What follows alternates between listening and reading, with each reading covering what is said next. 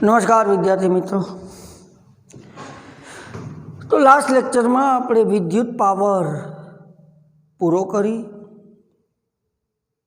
Stop કરી દીધું। Okay, પાઠ પૂરો કર્યો હતો।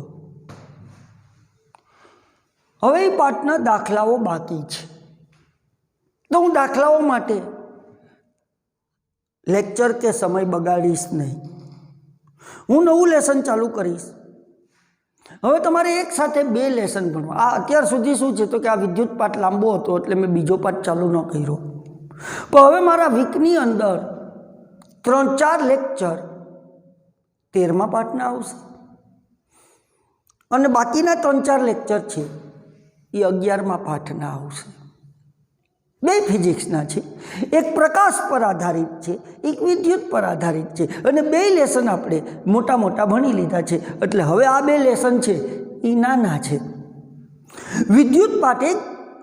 विद्युत एक पाठ पूरो करवामां जेटला लेक्चर जोया एटला ज लेक्चरमां ओला बे पाठ पूरा थई जशे अने पछी निरांते कार्बनिक रसायणशास्त्र आपणे भणशुं। याद राखजो, मैं कॉमेंट करवानुं कीधुं तो विद्यार्थीओए मने कीधुं हतुं कि आपणे 70% कोर्स छे अने 30% नथी, तो आपणे तो 100% भणવું छे आवुं मने कीधुं। એટલે આપણે 100% ભણશું, જેમ આપણે અત્યાર સુધી ભણતા આવ્યા છીએ એમ જ આપણે 100% ભણવાનું છે। મિત્રો, આજથી આપણે 13મો પાઠ ચાલુ કરવાનો છે, વિદ્યુત પ્રવાહની ચુંબકીય અસરો। यानी कि विद्युत प्रवाह विषे तमे सैद्धांतिक वस्तु बधी समझा। हजी सैद्धांतिक वस्तु समझशो पछी एनो व्यवहारमां उपयोग, जेम के विद्युत ऊर्जानो उपयोगथी प्रकाश मेळवी शकाय छे, तो एनो व्यवहारमां उपयोग थयो। फ्यूज ए विद्युत प्रवाहनी तापीय असरनो व्यवहारमां उपयोग छे। आपणा घरनुं वायरिंग ए समांतर जोडाणनुं व्यवहारिक उदाहरण छे। आजे पहली वहेली वस्तु આપણે ચુંબક વિશે ભણવાનું છે। ગજિયા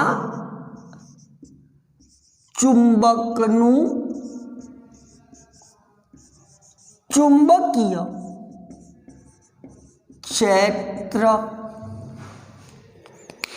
ગજિયા ચુંબકનું ચુંબકીય, તમને ખ્યાલ છે आ गज्जियो चुंबक छे, आ एन आ एस, आ एना चुंबकीय ध्रुवो छे। चुंबकीय उत्तर ध्रुव अने चुंबकीय दक्षिण ध्रुव, जेने आपणे नॉर्थ एंड साउथ तरीके ओळखीए छीए। आ एक प्रवृत्ति छे। एक ड्रॉइंग बोर्ड लो, तेना पर सफेद कागळ, गुंदर वडे सफेद कागळ चिपकावो अने ई सफेद कागळ उपर तमारे मूकवानो छे गज्जियो चुंबक। એટલે કે વાત કરું તો એક ડ્રોઈંગ બોર્ડ પર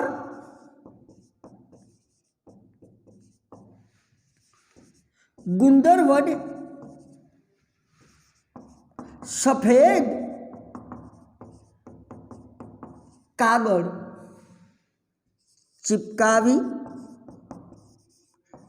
तेना पर एक गज्जियो चुंबक मूको।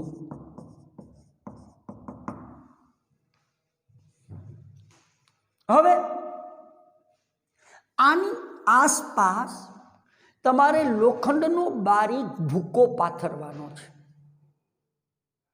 ड्रॉइंग बोर्ड पर गज्जिया चुंबकनी आसपास लोखंडनो बारीक भूको पाथरी दो। ओके, नाउ ड्रॉइंग बोर्ड पर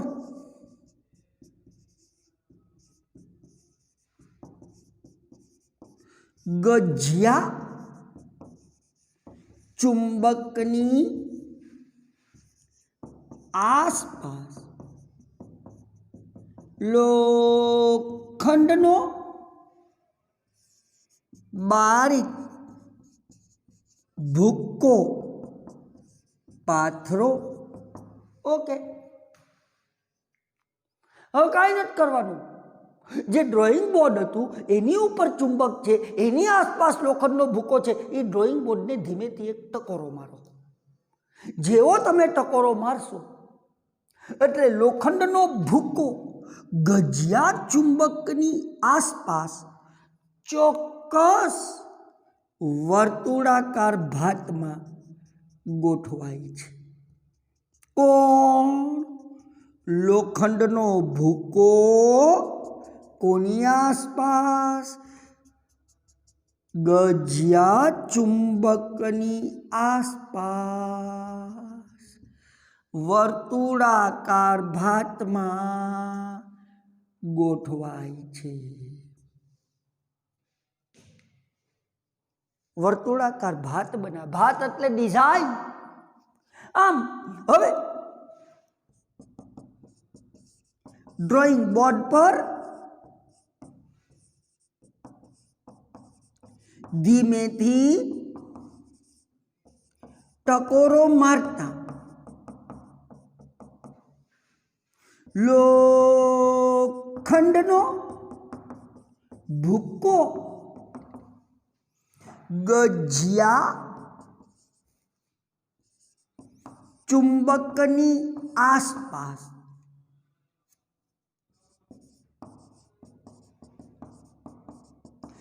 ચોક્કસ વર્તુળાકાર ભાતમાં ગોઠવાય છે. ડિઝાઇન બની જાય.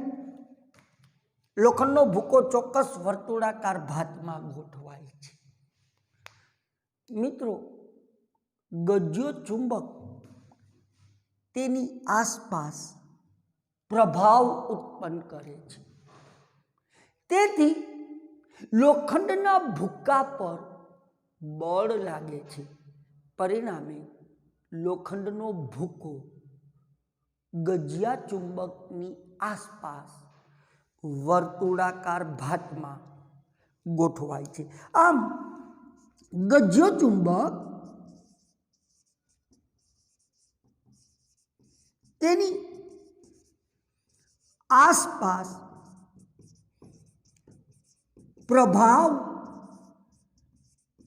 ઉત્પન્ન કરે છે.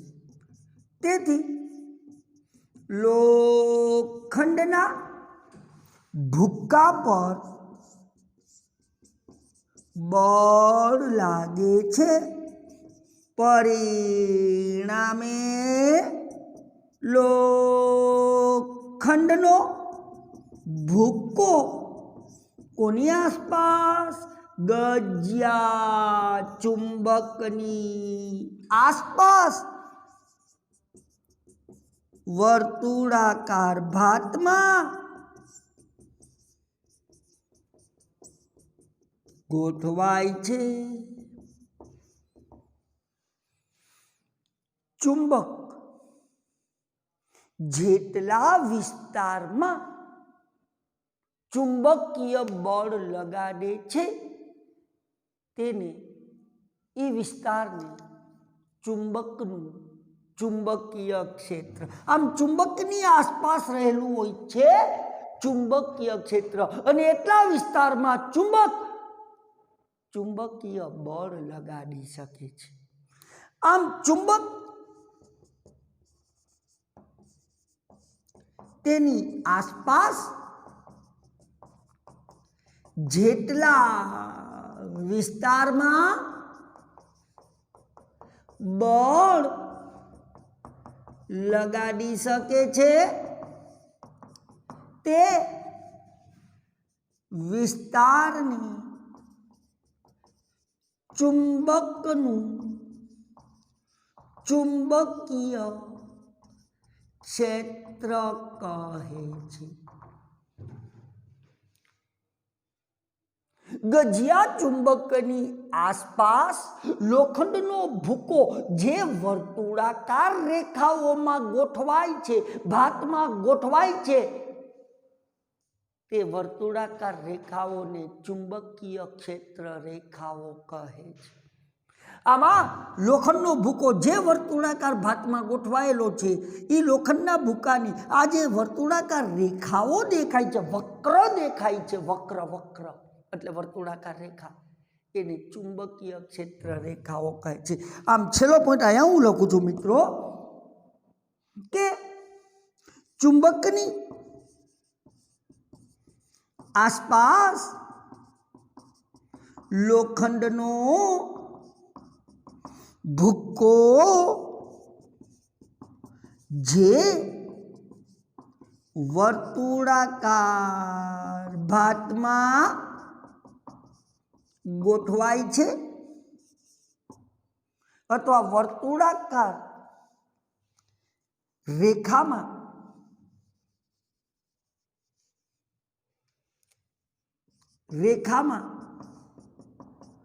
ગોઠવાય છે તે વર્તુળાકાર રેખાઓની શું કહે છે? ચુંબકીય ક્ષેત્ર રેખાઓ કહે છે. આ મિત્રો દરેક ચુંબકની આસપાસ રહેલી હોય છે ચુંબકીય ક્ષેત્ર રેખાઓ, જે આપણે જોઈ શકતા નથી. તો આ ગજ્જા ચુંબક વિશે તમારી પાસે આટલું નોલેજ હોવું જોઈએ, જે તમે પ્રાઇમરી સેક્શનમાં ક્યાંક ને ક્યાંક ભણ્યા હશો.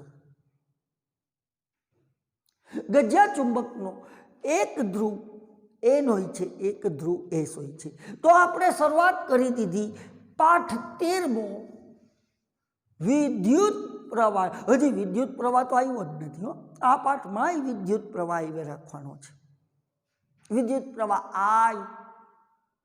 ઓકે, તો આપણે ગજ્જા ચુંબકના ચુંબકીય ક્ષેત્રની અભ્યાસ કર્યો.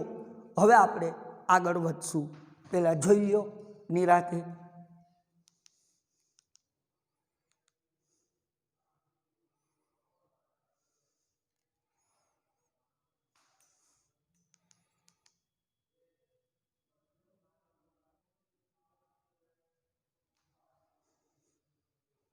તો લ્યો,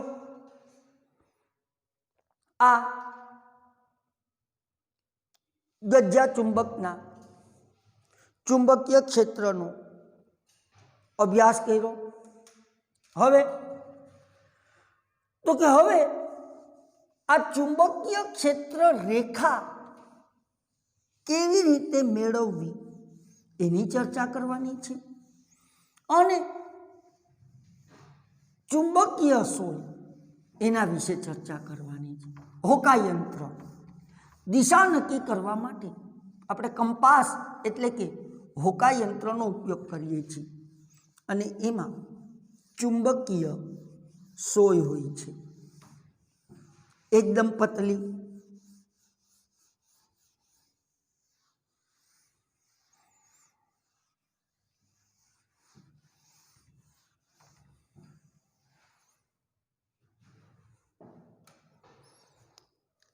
મિત્રો, હોકાયંત્ર નજીક તમે ગજ્જો ચુંબક લઈ જાઓ તો હોકાયંત્રની સોય કોણાવર્તન કરે, ફરે છે. સમજાવો શું મારો પ્રશ્ન છે? તો કે હોકા યંત્રની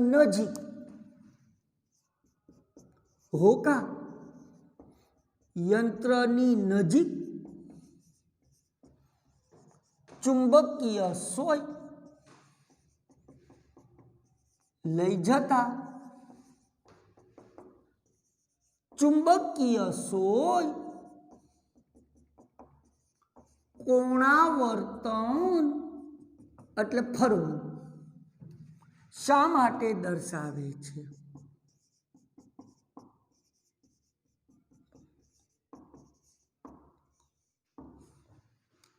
તો પહેલા તમને ખ્યાલ છે, આવી એક ડબ્બી હોય, એની અંદર આવી ચુંબકીય સોય હોય છે. જેવો ગજ્જો ચુંબક તમે લઈ આવો એટલે કોણાવર્તન કરે. ચુંબકીય સોય પણ એક નાનો ગજ્યો ચુંબક જ છે મિત્રો,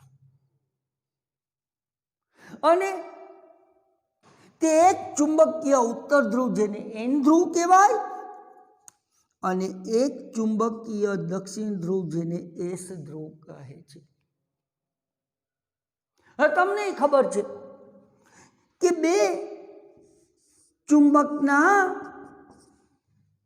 સમાન ધ્રુવો વચ્ચે અપાકર્ષણ હોય છે અને એના વિરુદ્ધ એટલે વિજાતીય ધ્રુવો પ્રત્યે આકર્ષણ હોય છે. એ જે આકર્ષણ કે અપાકર્ષણ કરનારું જે બળ લાગે છે એને ચુંબકીય બળ કહે છે. અને એ ચુંબકીય બળ આના પર લાગે છે એટલે હોકાયંત્રની સોય કોણાવર્તન કરે છે. આમ પહેલી વાત તો હું એટલું જ કહીશ કે હોકાયંત્રની ચુંબકીય સોય એક નાનું ગજ્યો ચુંબક છે જે એક ચુંબકીય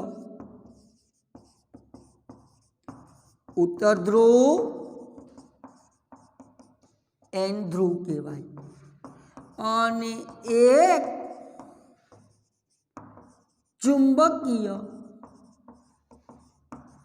દક્ષિણ ધ્રુવ જેને એસ ધ્રુવ કહે છે, જે એક ચુંબકીય ઉત્તર ધ્રુવ અને એક ચુંબકીય દક્ષિણ ધ્રુવ ધરાવે છે.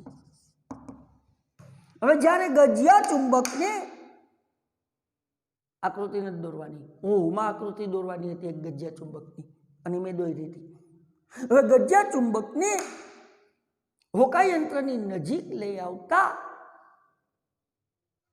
ગજિયા ચુંબકનું ચુંબકીય બળ હોકાયંત્રના ધ્રુવો પર લાગે છે.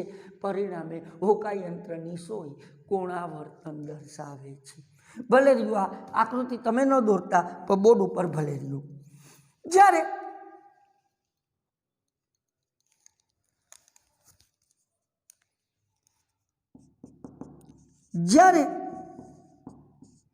ગજિયા ચુંબકને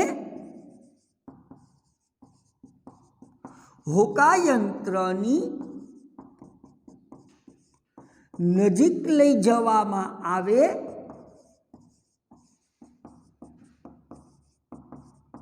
ત્યારે ગજિયા ચુંબકનું ચુંબકીય બળ હોકાયંત્રની સોયના ધ્રુવો પર લાગે છે. પરિણામે હોકાયંત્રની સોય કોણાવર્તન દર્શાવે છે. યાદ રાખજો મિત્રો, જો ગજ્યો ચુંબક હોકાયંત્રની સોય પર ચુંબકીય બળ લગાડતો હોય તો ચુંબકીય સોય પણ ગજિયા ચુંબક પર બળ બે એકબીજા પર બળ લગાડતા હોય. આ બિચારી હોકાયંત્રની સોય નાની છે, વજનમાં હલકી છે, એટલે એના પર બળની અસર દેખાય એટલે એ કોણાવર્તન કરે છે. ગજ્યો ચુંબક સ્થિર છે, વજનમાં ભારે છે, બળ તો એના ઉપર લાગે છે, પણ એ વજનમાં ભારે હોવાથી બળની અસર થતી નથી. એ તો તમે 9મા ધોરણમાં ભણી ગયા કે આપણે એક પદાર્થ છીએ ને પૃથ્વી પણ એક પદાર્થ છે.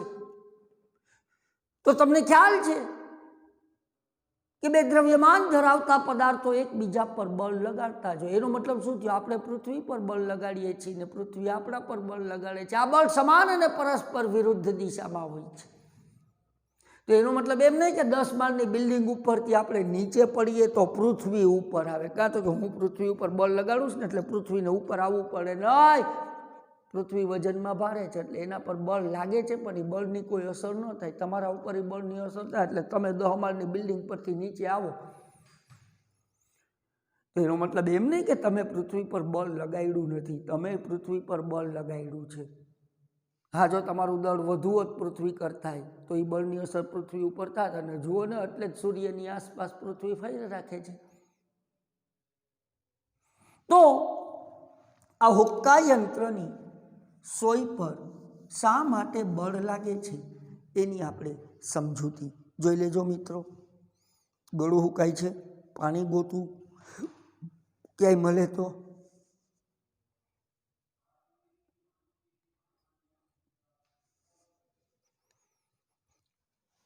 સ્ક્રીનશોટ લેવો હોય તો સ્ક્રીનશોટ લઈ લેજો. મળી ગયું પાણી.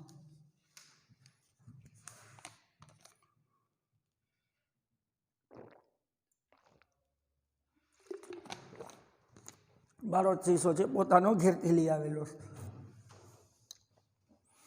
અહીંયા ડસ્ટરે વારંવાર નીચે પડી જાય, લેવું પડે.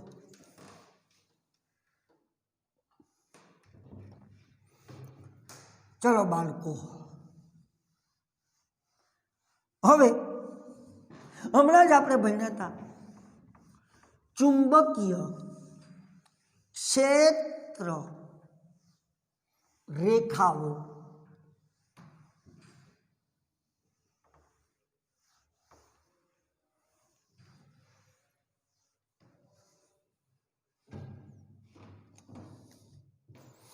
પ્રશ્ન છે આપણો,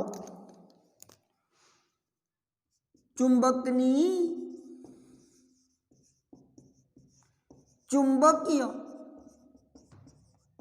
ક્ષેત્ર રેખાઓ મેળવવી આ બધી પ્રવૃત્તિ છે.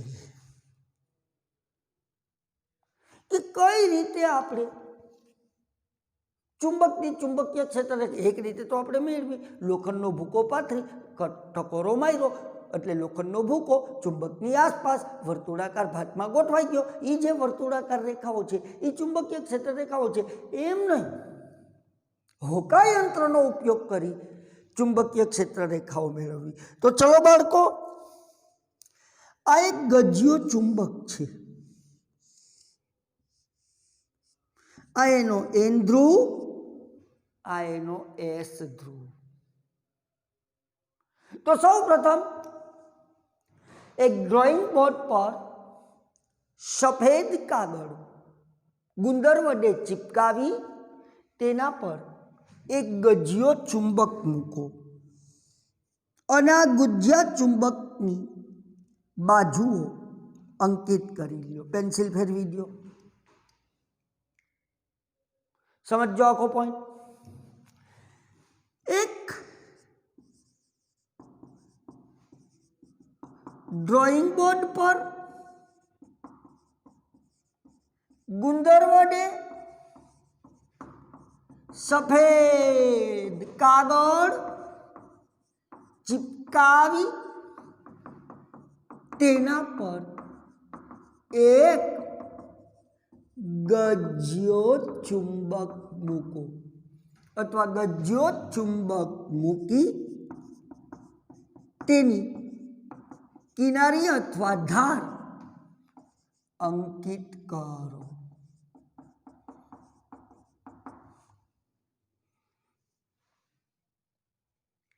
હવે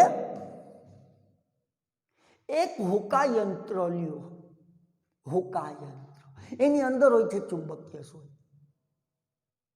હવે એક હુક્કા યંત્રને ગજિયા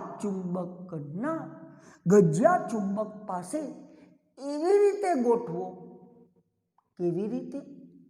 એવી રીતે કે જેથી ગજિયા, તમે અહીંયા ચુંબકીય સોય રાખશો તો તમે કહી શકશો કે આ એન તો એના તરફ આ ભાગ આકર્ષાયેલો છે, એ કયો હશે?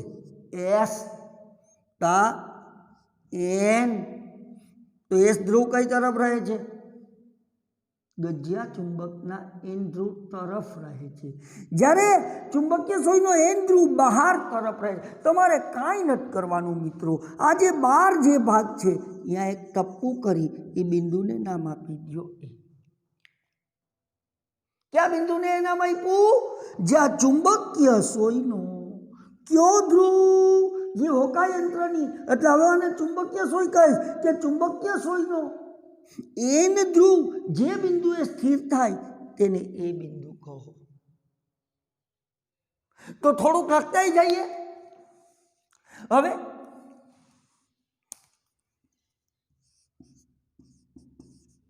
એક હોકાયંત્રને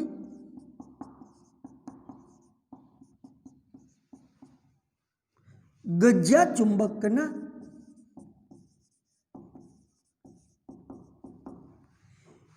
એન ધ્રુવ પાસે ગોઠવો. તેથી ચુંબકીય સોય કોણાવર્તન કરશે, ફરશે થોડી. એનો એસ ધ્રુવ કઈ તરફ રહે છે? ગજિયા ચુંબકના એન ધ્રુવ તરફ.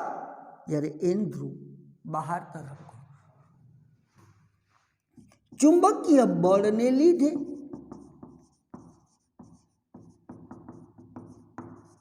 હોકાયંત્રની સોય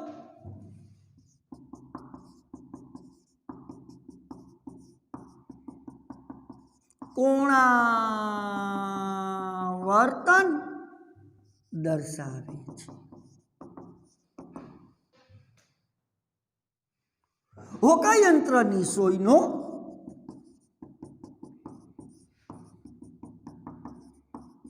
કયો ધ્રુવ? એસ ધ્રુવ કઈ તરફ રહે છે? એ ગજિયા ચુંબકના એન ધ્રુવ તરફ રહે છે. જ્યારે હોકાયંત્રની સોયનો કયો ધ્રુવ? એન ધ્રુવ બહાર તરફ રહે છે.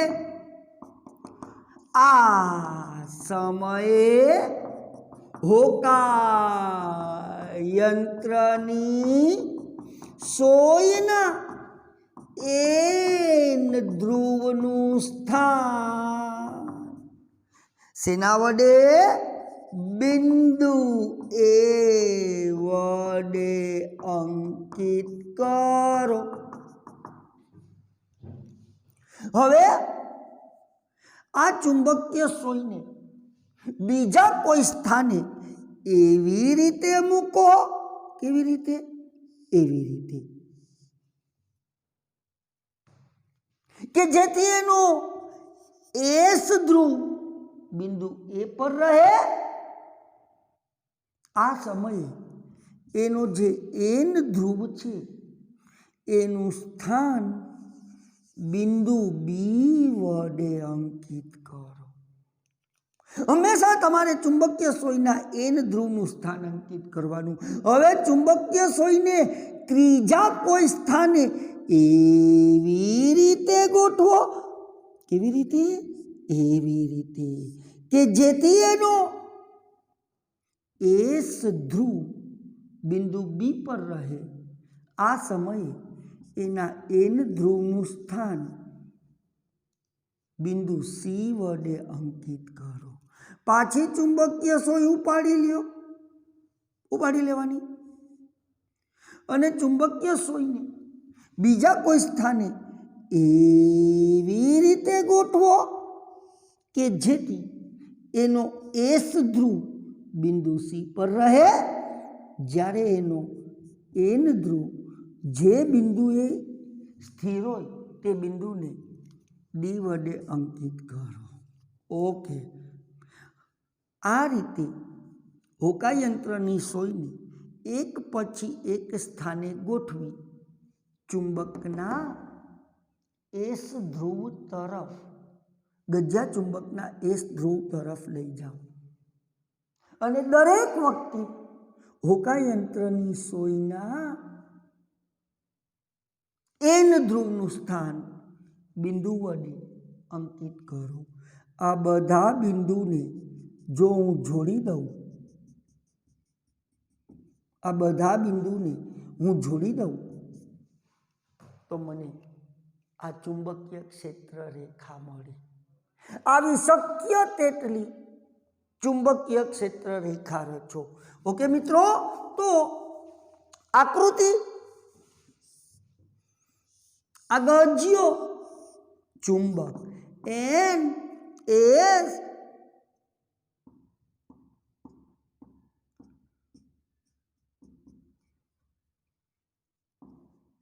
આ બધા બિંદુ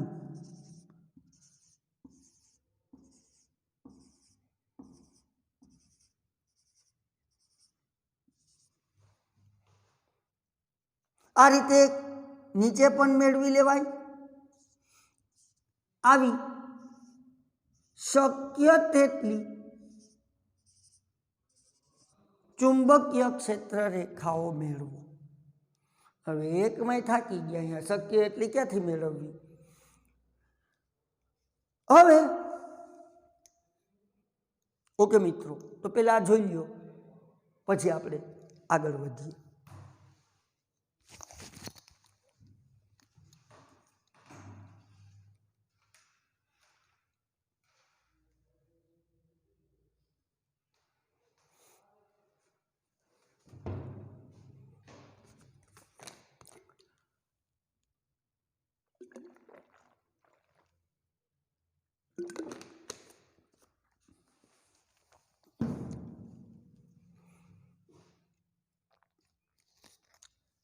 બિંદુ એ વડે અંકિત કરો. ઓકે, હવે હું આ ભૂસું છું પ્રશ્ન તમારી સામે છે, કારણ કે જગ્યા ન ઘટે એટલે આવી એક સિમ્પલ આકૃતિ તમારે ડ્રો કરવી.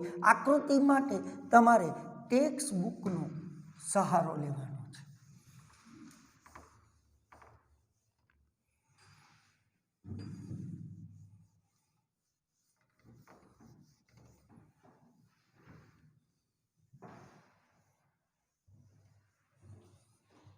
હવે કે ચુંબકીય સોયને ભણ્યા એમ જ, હવે ચુંબકીય સોયને એટલે હોકાયંત્રની સોયને બીજા કોઈ સ્થાને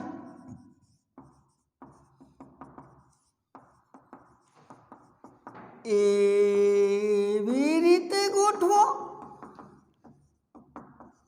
કે જેથી તેનો એસ ધ્રુવ બિંદુ એ પર રહે. આ સમયે ચુંબકીય સોયના એન ધ્રુવનું સ્થાન બિંદુ બી વડે અંકિત કરો. આ સમય બિંદુ એસ ધ્રુવ બિંદુ એ પર રહે. આ સમયે ચુંબકીય સોયના એન ધ્રુવનું સ્થાન બિંદુ બી વડે અંકિત કરો. આ રીતે હોકાયંત્રને એક પછી એક સ્થાને ગોઠવી ગજ્યા ચુંબકના એસ ધ્રુવ તરફ લઈ જાઓ. ઓકે, અને દરેક સમયે હોકાયંત્રની સોયના એન ધ્રુવનું સ્થાન બિંદુ વડે અંકિત કરો. આ રીતે હોકાયંત્રની સોયને એક પછી એક સ્થાને ગોઠવી ગજિયા ચુંબકના क्या ध्रुव तरफ एस ध्रुव तरफ लई जाओ અને દરેક વખતે હોકાયંત્રની સોયના એન ધ્રુવનું સ્થાન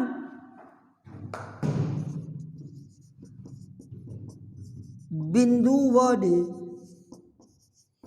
અંકિત કરો। હવે તો કે આ બધા જ બિંદુઓને જોડવાથી મળતો વક્ર ગજિયા ચુંબકની ચુંબકીય ક્ષેત્ર રેખા દર્શાવે છે। આ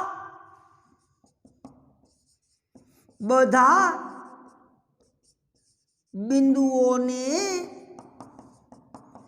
જોડવાથી મળતો વક્ર શું દર્શાવે છે?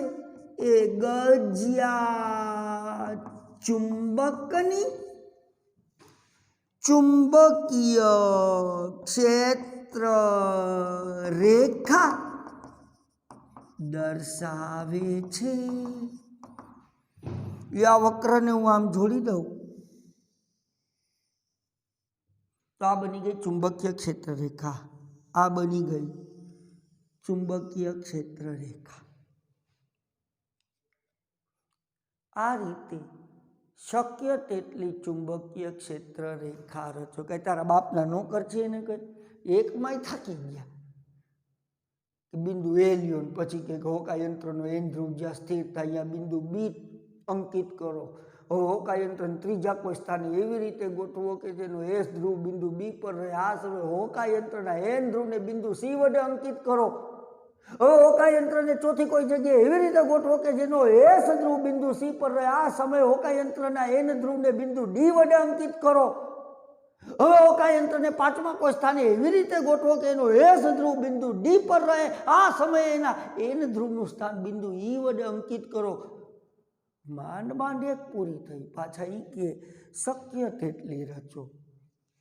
લખી નાખવાનું આપણે શોખથી આ રીતે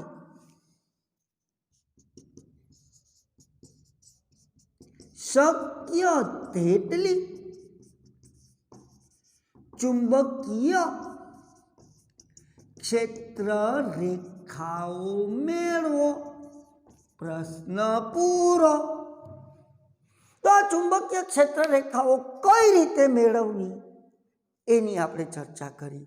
જોઈએ, સમય થોડોક બચ્યો છે, એકાદ દાખલો જોશું। મેં કીધું ને કે આ પાઠ ચાલુ હશે ત્યારે આપણે આગલો પાઠ જે પૂરો કર્યો એના દાખલા પણ ધીમે ધીમે જોતા જશું। જોઈએ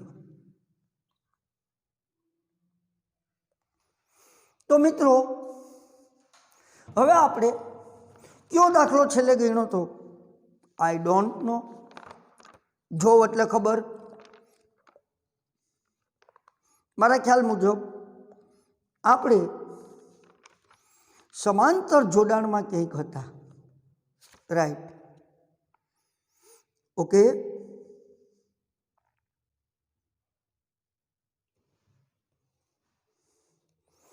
ચાલો તો હવે આપણે દાખલા ગણવાના છે।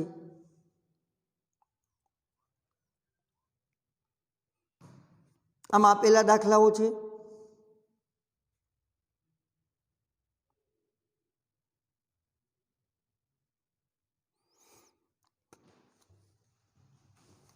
સ્વાધ્યાયના, કારણ કે આપણે ઉદાહરણના દાખલાઓ હતા, શ્રેણી જોડાણ અને સમાંતર જોડાણના એ પૂરા કર્યા હતા।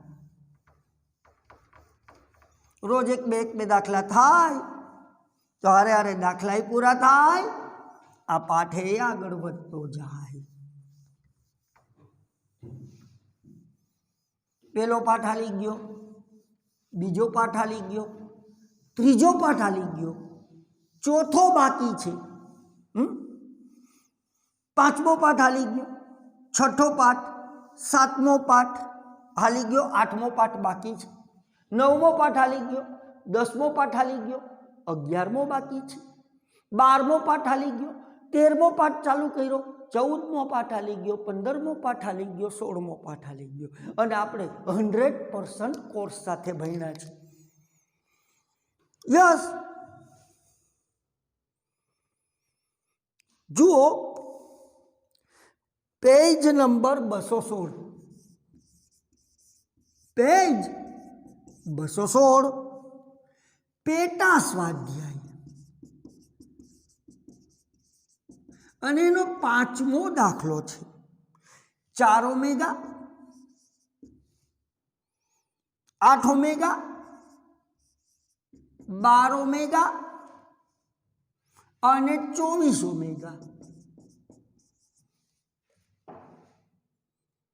અવરોધ ધરાવતા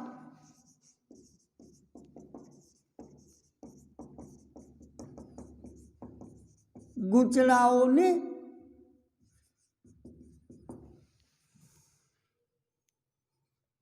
સંયોજિત કરતા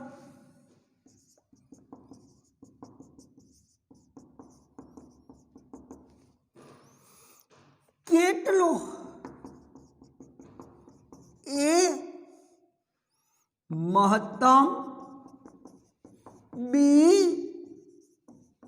ન્યૂનતમ અવરોધ મળે.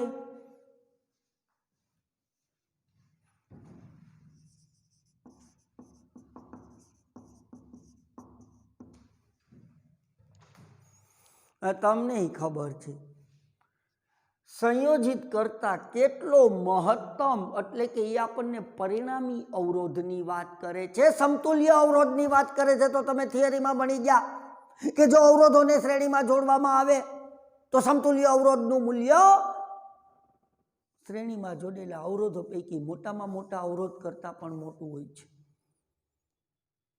અને જો એને સમાંતર જોડવામાં આવે તેનું મૂલ્ય ન્યૂનતમ મળે છે. એટલે કે પહેલા વહેલા હું લખીશ R1 4 omega, R2 8 omega, R3 12 omega અને R4 24 ઓમેગા.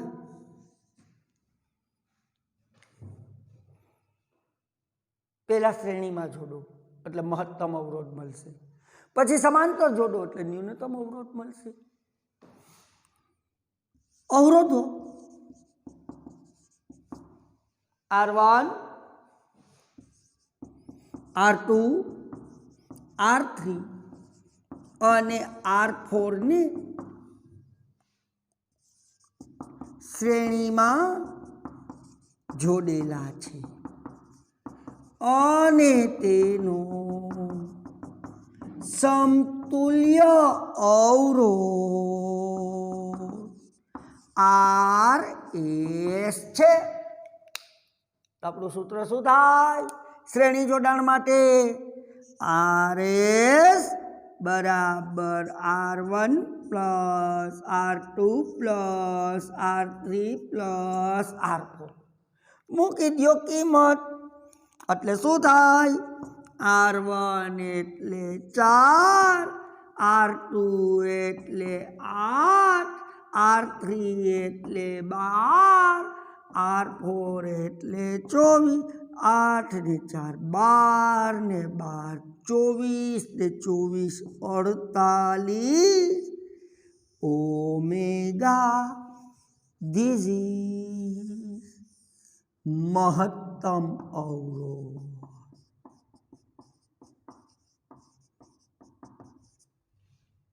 કેટલો મહત્તમ અને કેટલો ન્યૂનતમ મળે તો આ મહત્તમ મળ્યો. હવે આ દાખલાનો આપણે બીજો ભાગ ગણશું. શું કહું તો કે અવરોધો R1 R2 R3 અને R4 ને સમાંતર જોડેલા છે અને તેનો સમતુલ્ય અવરોધ RP છે. તો સમાંતર જોડાણના સમતુલ્ય અવરોધનું સૂત્ર આવડે ને? શું હતું? 1/RP બરાબર 1/R1 plus 1/R2 plus 1/R3 plus 1/R4. તો 1/RP બરાબર R1 એટલે 4, R2 એટલે 8, R3 એટલે 12, R4 એટલે 24. 1/RP લસાયો લસા કેટલો આવે? 24.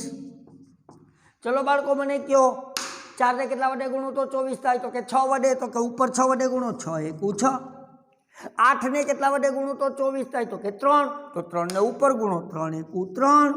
12 ને કેટલા વડે ગુણો તો 24 થાય? તો કે 2 વડે, 2 ને ઉપર ગુણો, 2 એકુ 2 વત્તા 24 છે તો એકડો એમ નામ.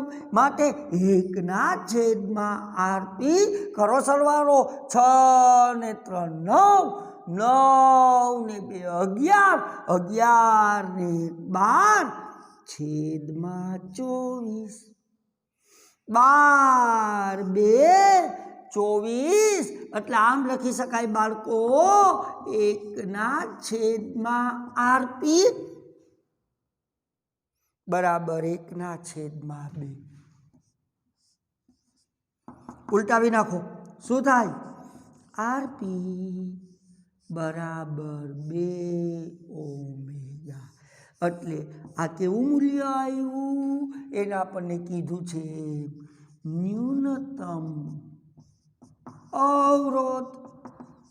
ન્યૂનતમ અવરોધ. તો અહીંયા આ મહત્તમ અવરોધ આવ્યો નહીં, આપણા નિયમનું પાલન કરે છે. જુઓ, શ્રેણીમાં જોડેલા અવરોધો પૈકી મોટામાં મોટો અવરોધ 24 ઓમેગા છે, તો આ એના કરતાં મોટો છે. અને સમાંતર જોડાણ માટે સમતુલ્ય અવરોધ 2 ઓમેગા આવ્યો. તો એમાં આપણે શું કહેતા? તો કે સમાંતર જોડેલા અવરોધો પૈકી નાનામાં નાનો અવરોધ 4 ઓમેગાનો છે ને એના કરતાં આ નાનો છે. તો આ એક પેટા સ્વાધ્યાયનો દાખલો હતો. જોઈ લેજો મિત્રો. હવે પછી આપણે નેક્સ્ટ લેક્ચરમાં મળશું. બોર્ડ ઉપર દાખલો છે, જોઈ લેજો.